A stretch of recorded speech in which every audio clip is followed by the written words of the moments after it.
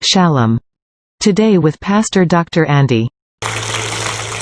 Program ini terselenggara atas kerjasama dengan KNB Ministry dan Kantor Hukum Dr. Padriadi Wiharjo Kusumo, SS, SH, MH, dan rekan.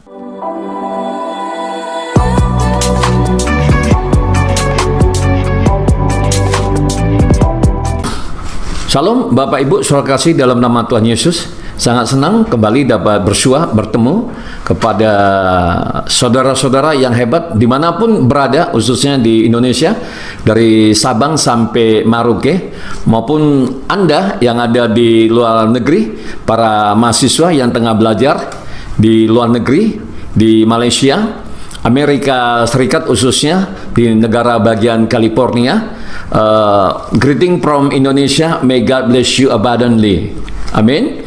Ya, demikian juga yang di Australia, salam.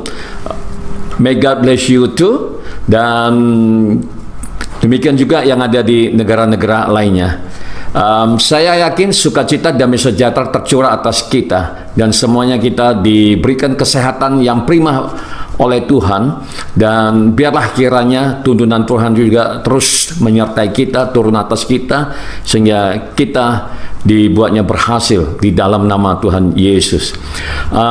Hari ini saya akan membagikan firman Tuhan, namun sebelumnya mari kita satukan hati kita berdoa terlebih dahulu. Tak henti-hentinya kami mengucap syukur Tuhan karena kebaikan-kebaikan yang Kau limpahkan. Dan biarlah Bapa, hari ini kami datang ke dalam hadirat-Mu yang kudus, rindu untuk dengar-dengaran dengan suara-Mu. Berkati setiap kami, urapi setiap kami, khususnya hamba-Mu yang akan menyampaikan isi hati-Mu. Di dalam nama Tuhan Yesus, kami telah berdoa dan mengucap syukur. Haleluya. Amin. Amin. Amin, saudara. Saudara kasih dalam nama Tuhan Yesus, hari ini saya akan membahas satu topik yang pernah disampaikan oleh Pastor Nopita, yaitu istri saya sendiri, ya, karena sebelumnya saya memohon kepada dia supaya dia juga turut aktif di dalam mengambil bagian untuk melakukan amanat agung yang diperintahkan oleh Tuhan Yesus untuk menyampaikan berita firman Tuhan sampai ke ujung-ujung bumi. Amin, saudara. Dan tema yang dibawakannya adalah mengenai Elia, saudara. Ya. Jadi saya berharap Bapak Ibu, mari jangan hanya mendengar kesaksian saja. Kesaksian itu penting karena ada kuasa di dalam kesaksian, dan kuasa kesaksian itu juga mampu menghancurkan setiap pekerjaan kuasa-kuasa kegelapan, baik di angkasa, di bumi, bawah air, bawah bumi. Tapi itu nggak cukup. Kita juga harus mendalami firman Tuhan, mengisi kehidupan kita ini dengan firman Tuhan, supaya firman Tuhan yang hidup dan berkuasa itu akan memenuhi hati kita, memenuhi jiwa kita, sehingga kita mengalami kebangunan rohani secara pribadi karena kuasa daripada firman Tuhan. Amin, Bapak Ibu.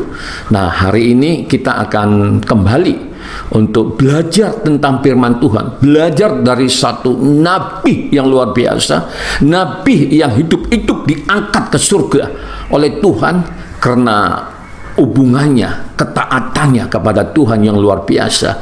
Saya pikir Bapak Ibu, Elia ini, Nabi Elia ini layak untuk kita jadikan teladan, meskipun kejadiannya itu terjadi ribuan tahun yang lalu, tapi konsep, prinsip yang Tuhan berikan kepadanya, Bapak Ibu, itu masih up to date, masih cocok, masih layak, masih pas.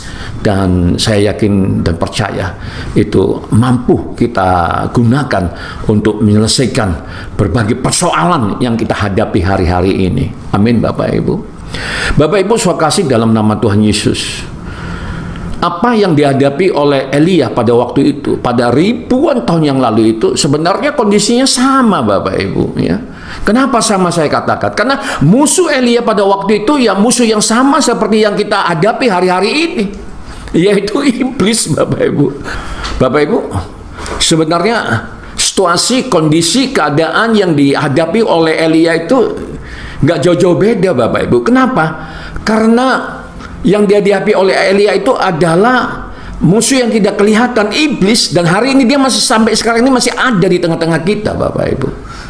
Cuman lokusnya yang beda, timingnya yang beda. Pada zaman Elia itu terjadi ribuan tahun yang lalu, dan itu jauh di sana, Bapak Ibu.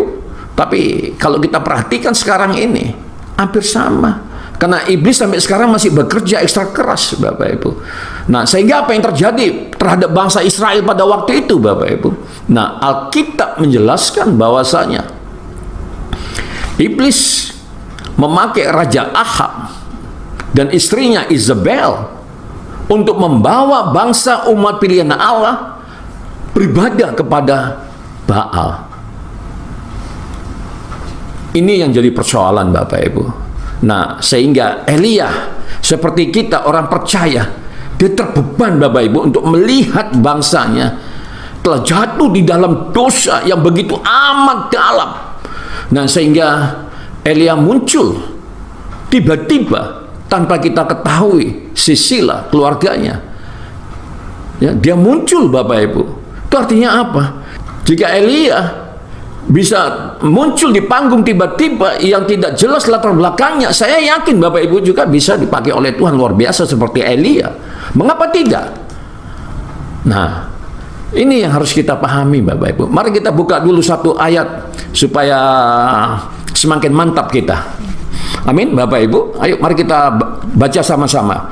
Ya, dari 1 Raja-Raja pasalnya yang ke-17 ayatnya yang ke-1.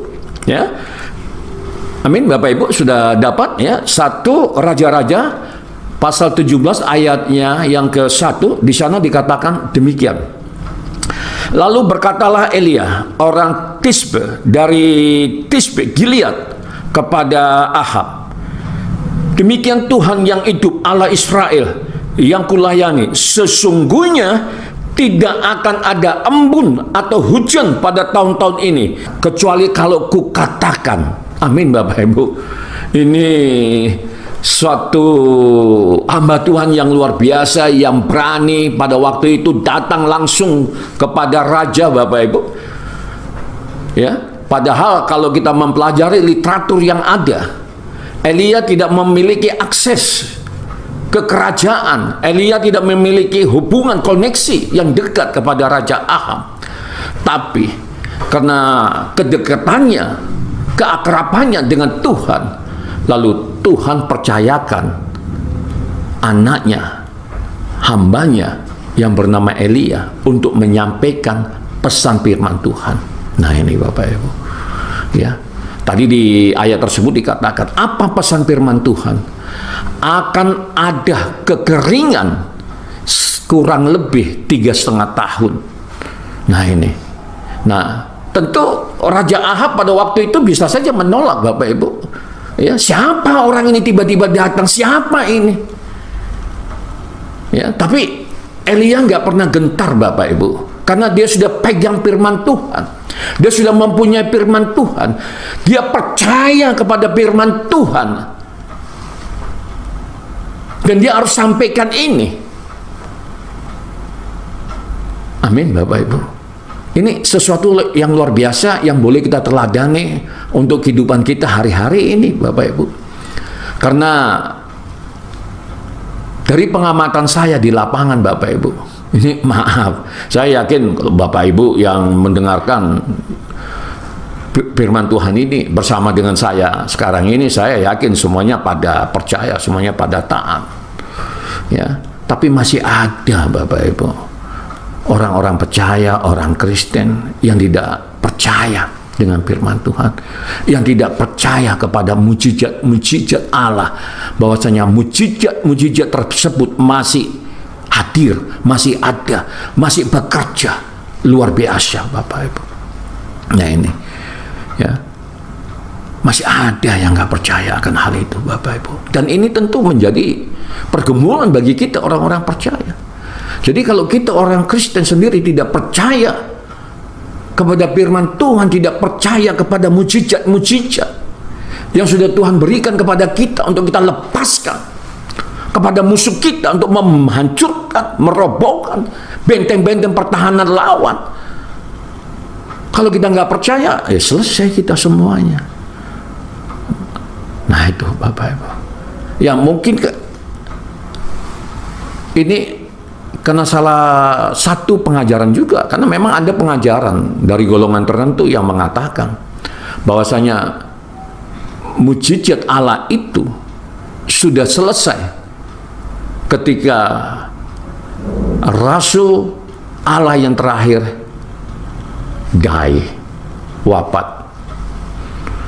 Jadi sejak Rasul terakhir sudah nggak ada di muka bumi ini, maka selesailah semua. Nah ini saya pikir kalau demikian Bapak Ibu, apa yang terjadi? Alkitab hanya menjadi buku-buku kosong yang tidak mempunyai kekuatan. Nah akibatnya apa? Akibat dari pengajaran ini apa? Ketika datang ke gereja, saya lihat banyak yang tidak bawa Alkitab.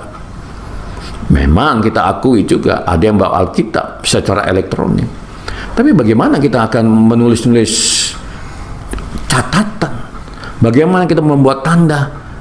Oh ini bentuk nasihat, ini bentuk teguran, dan lain sebagainya. Kan nggak mungkin di elektronik itu kita coret-coret kan, Bapak Ibu. Amin, percaya ya?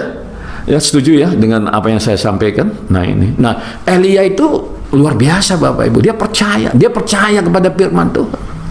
Lalu dia datang kepada Ahab. Pada waktu itu dia nggak tahu, dia ya pergi saja seperti itu. Karena dia yakin apa yang dia pegang ini adalah firman Tuhan, pesan Allah yang harus disampaikan.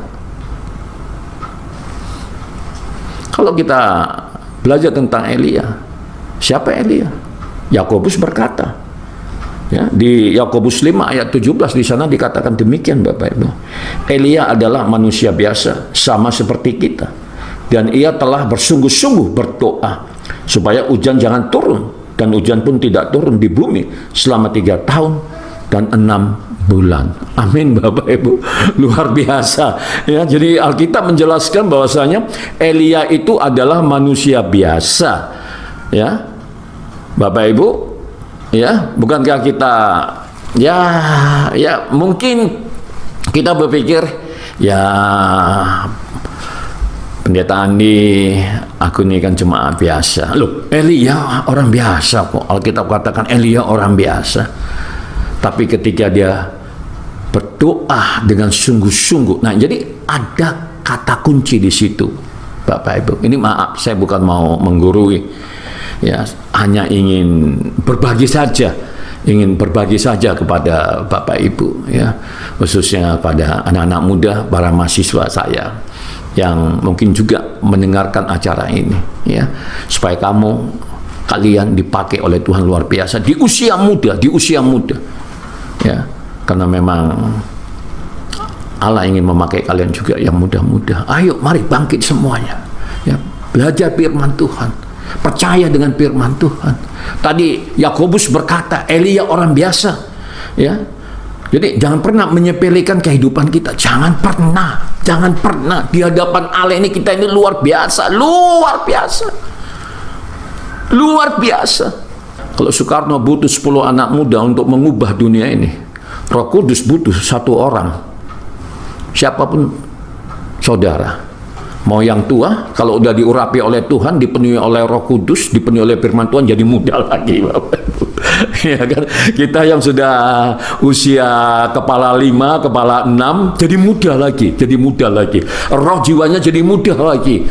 Ya, di usia 17, wah, luar biasa Bapak Ibu. Nah ini kalau kita sudah dipenuhi oleh firman Tuhan, kalau kita pegang firman Tuhan itu, nah sehingga seperti Elia tetap bertahan, karena memang pada waktu itu Isabel, istri daripada Raja Ahab ini, wah, kumat gilanya, saya bilang kumat gilanya dalam tanda petik, ya, dirasuki oleh setan, sehingga nabi-nabi Allah, nabi-nabi Tuhan pada waktu itu dibunuh, sehingga yang masih hidup harus lari, sembunyi di gua, dan untungnya ada Obadya pada waktu itu yang menyembunyikan mereka sehingga kehidupan mereka aman, Bapak Ibu. Ya, siapa Obadya? Obadya adalah kepala istana yang dipercaya oleh Raja Ahab, ya, dan dia juga adalah orang percaya. Jadi Tuhan bisa pakai siapa saja, Bapak Ibu.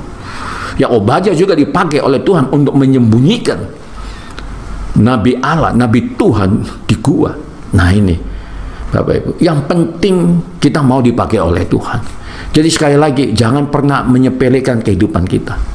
Jangan pernah menyepelekan diri kita. Walaupun kita sudah usia lanjut, usia 50, 60, 70, ayo.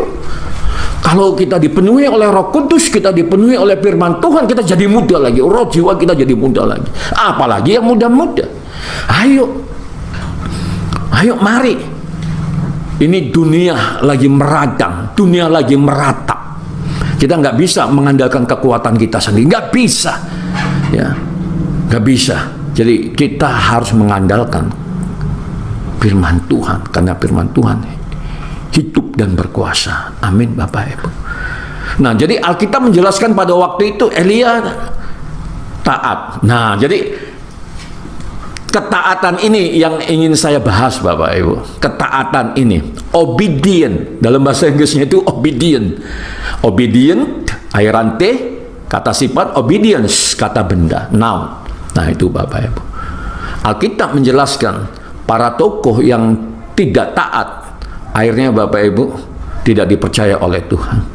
Kita berdosa hari ini, membawa dosa keturunan juga, kutuk keturunan, karena nenek moyang kita yang namanya Adam dan Hawa juga tidak taat. Nah, ternyata ketidaktaatan ini menjadi masalah yang besar bagi umat manusia, Bapak Ibu. Ya, diawali dari leluhur kita, nenek moyang kita, Adam dan Hawa. Mereka tidak taat kepada Tuhan. Ada suatu perjanjian ketaatan yang dibuat oleh Tuhan dan manusia pada waktu itu, dan mereka melanggar, sehingga dosanya turun atas kita, sehingga kita menjadi manusia yang berdosa, dan kutuknya juga turun atas kita.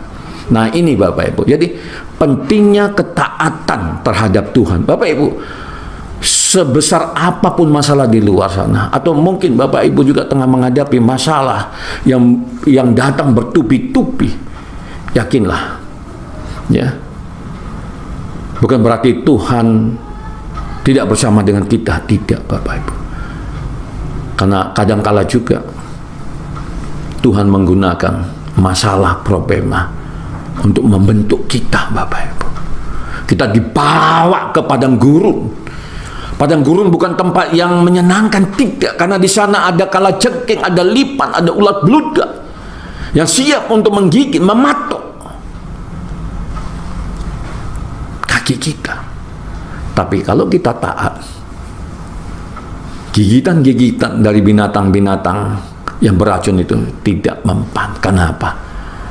Karena ada pengurapan Allah, karena ada firman Tuhan yang kita taati. Amin Bapak Ibu. Jadi Elia taat Bapak Ibu, sehingga dia datang kepada raja langsung ke istana dan bertemu dengan Raja Ahab. Dia sampaikan pesan firman Tuhan, akan ada kekeringan di Israel 6 bulan, 3 tahun 6 bulan. Pada waktu itu kita bisa bayangkan siapa Elia.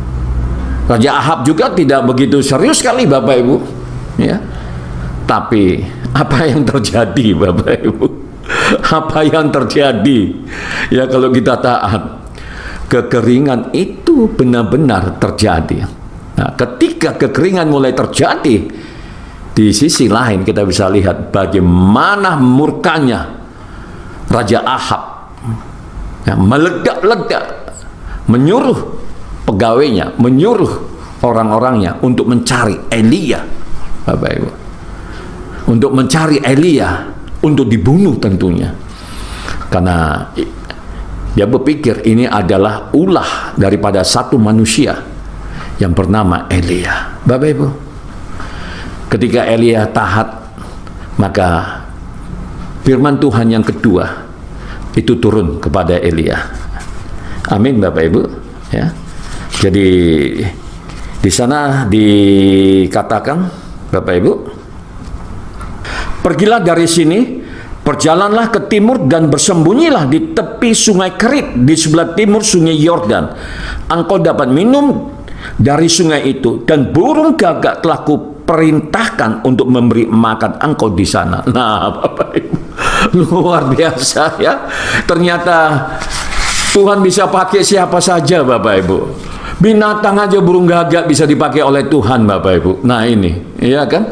Ini kan di luar logika kita, di luar nalar kita. Bagaimana? Ya, binatang bisa dipakai oleh Tuhan. Ya namanya Tuhan, suka-suka hatinya, Bapak Ibu. Ya, Dia bisa pakai siapa saja. Nah kalau binatang bisa dipakai, Bapak Ibu, yang namanya manusia yang berharga di mata Tuhan itu juga bisa dipakai. Amin. Ya. Nah sehingga firman Tuhan yang kedua itu turun karena Elia taat menjalankan firman yang pertama, Bapak Ibu. Maka perlindungan juga turun atas Elia. Ya. Lalu ketentuan juga turun atas Elia. Persediaan juga turun atas Elia. Dan akibatnya, Bapak Ibu, apa yang terjadi? Maka Elia juga karena ketaatannya pada melaksanakan firman yang pertama itu, maka Elia dimampukan oleh Tuhan untuk melakukan tanda-tanda heran dan mujizat.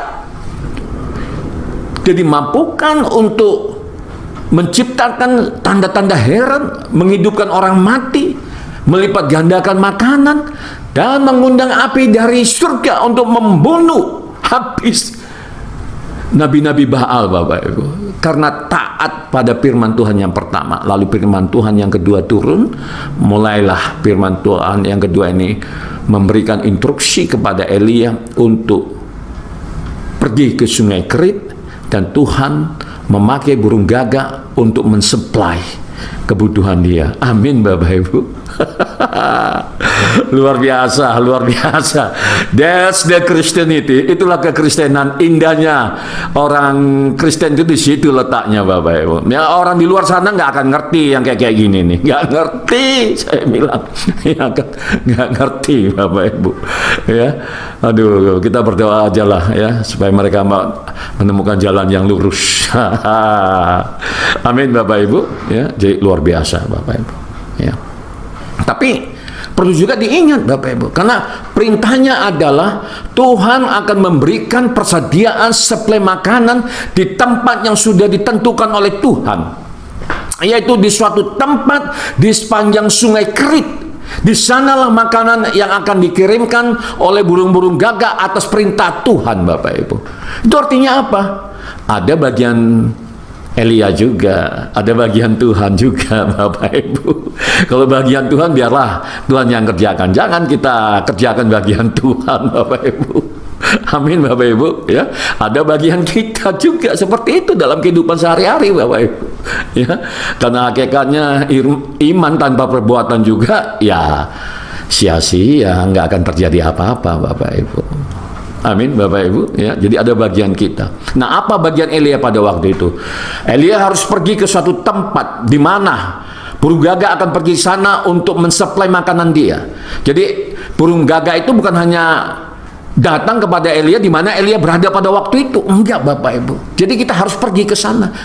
Nah, seperti itu. Nah, pertanyaannya, bagaimana kita tahu di suatu tempat yang sudah ditentukan sementara sungai Kerit itu begitu panjang, Bapak Ibu? Bagaimana kita bisa tahu? Nah, tentu ini berdasarkan hubungan kita yang intim bersama dengan Tuhan, Bapak Ibu. Ya, kalau kita membangun hubungan yang intim, ini berkali-kali saya sampaikan kepada sahabat-sahabat saya yang luar biasa. Ya, kalau kita membangun hubungan yang intim, ya, tidak ada dusta di antara kita. Seperti itu, ya. Tuhan itu ngomong seperti itu, ya. Jangan ada dusta di antara kita, ya. Jadi bukan kita aja yang setia, Tuhan lebih setia. Amin, Bapak Ibu. Ini kuncinya di situ, Bapak Ibu. Ya. Nah, jadi ketaatan itu yang paling penting, Bapak Ibu. Dan Elia pergi ke sana dan dia aman. Ya. Jadi ada bagian kita yang harus kita kerjakan. Nah, itu. Jadi masalah di mana tempat itu dan di mana kita harus pergi. Nah, kalau kita membangun hubungan yang intim, maka Tuhan akan memberikan instruksi selanjutnya.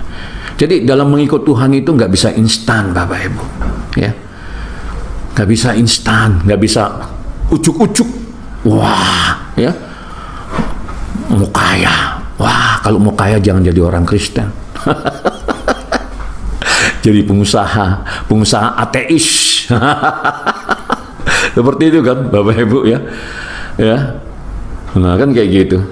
Ya, karena memang ada juga sahabat-sahabat juga, ya, sahabat-sahabat saya yang mengajarkan tentang Injil kemakmuran. Nggak ada salahnya, Bapak Ibu. Ya, nggak ada salahnya, ya.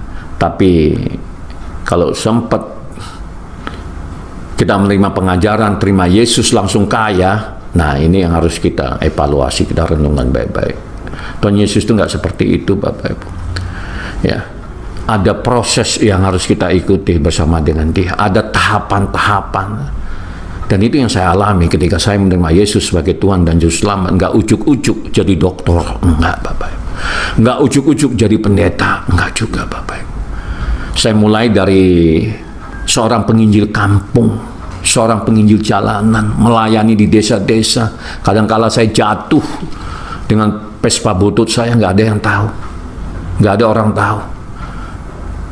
Tapi saya sadar itu merupakan sebuah proses untuk membentuk otot-otot rohani kita. Jadi nggak ujuk-ujuk. Enggak, Bapak Ibu. Jadi dalam mengikut Tuhan itu seperti itu, Bapak Ibu. Nah, jadi ini pesan saya kepada sahabat-sahabat saya, bapak-bapak, ibu-ibu, saudara kasih dalam nama Tuhan Yesus. Demikian juga para mahasiswa yang saya kasihi dimanapun kalian berada. Ayo, isi diri kita dengan firman Tuhan. Jangan malas membaca, mendengarkan firman Tuhan. Jangan hanya kesaksian saja. Kesaksian itu memang penting, tapi nggak cukup, saya katakan. Firman Tuhan itu yang harus kita kunyah-kunyah, kita konsumsi menjadi makanan yang lezat untuk menyegarkan roh jiwa kita.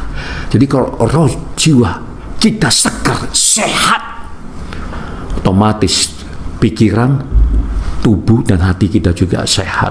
Amin, Bapak Ibu. Setuju ya sama saya, ya? Setuju. Maaf sekali lagi, saya minta maaf ini. Bukan mau gurui, enggak. Berbagi, Bapak Ibu. Berbagi, ya. Aduh, saya kadang kalau melihat anak-anak muda, ya, orang-orang yang ada di luar sana, aduh, kenapa ya nggak mau melayani Tuhan seperti itu? Sayang, Bapak Ibu, sayang kalau nggak sampai melayani Tuhan, ya. Tapi untuk bisa melayani Tuhan juga kan harus belajar. Belajar itu juga bisa belajar sendiri, ya, otodidak bisa belajar melalui gereja juga bisa juga belajar melalui perkumpulan orang Kristen yang ada di wilayah Bapak Ibu, bisa banyak cara, atau mendengarkan YouTube seperti sekarang juga boleh. Nah, belajar dari banyak guru sekarang nih, Bapak Ibu. Ini luar biasa. Ini zaman anugerah. Tuhan berikan berlimpah-limpah untuk kita boleh mengenal Dia lebih dekat lagi, Bapak Ibu. Oleh karenanya mari, Bapak Ibu, mendekat, merapat kepada Tuhan, yakin dan percaya kita akan dipakai oleh Tuhan seperti Elia pada zamannya. Bapak Ibu akan menjadi saluran berkat. Ketika saya berbicara tentang berkat, bukan berkat materi aja, ini juga berkat rohani. Orang akan merasa nyaman kalau Bapak Ibu ada di sana, karena ada hadirat Allah, ada firman Tuhan yang ada di dalam diri Bapak Ibu, yang dinanti-nantikan oleh orang dunia. Amin, Bapak Ibu. Amin, Bapak Ibu. Saya seorang akademisi, ilmuwan, tapi saya nggak pernah bersandar kepada pikiran saya, enggak. Alkitab saya jadikan otoritas yang paling tinggi dalam membangun kehidupan saya, agar saya berbeda dengan orang-orang duniawi yang ada di luar sana. Dan untuk itulah kita dipanggil menjadi beda, berani menyampaikan kebenaran. Amin, Bapak Ibu. Amin Bapak Ibu. Karena ini udah era akhir zaman Bapak Ibu. Nubuatan demi nubuatan akan terus terjadi, dan keadaan bumi dunia bukan semakin baik, semakin kacau Bapak Ibu. Tapi kita anak-anak Tuhan yang dikasihi oleh Tuhan akan aman dan masuk dalam kerajaan yang tidak terguncangkan. We are entering into the unshakable kingdom. Amin Bapak Ibu. Amin Bapak Ibu. Mari, ayo Bapak Ibu, mari kita dalami lagi. Kita dalami lagi. Belajar dari para nabi-nabi yang luar biasa. Saya akan tutup dengan satu cerita ini. Bagaimana Abraham, kata saudara-saudara kita yang ada di Amerika sana, Australia sana, Inggris sana, Bapak Ibu. Ya. Abraham dikatakan sebagai bapak orang percaya, Bapak Ibu. Tapi kenapa Abraham dipakai Tuhan luar biasa? Bahkan di agama saya yang lama, di sana juga dijelaskan tentang berkat-berkat Abraham, Bapak Ibu. Nah gitu. Nah ini penting Bapak Ibu.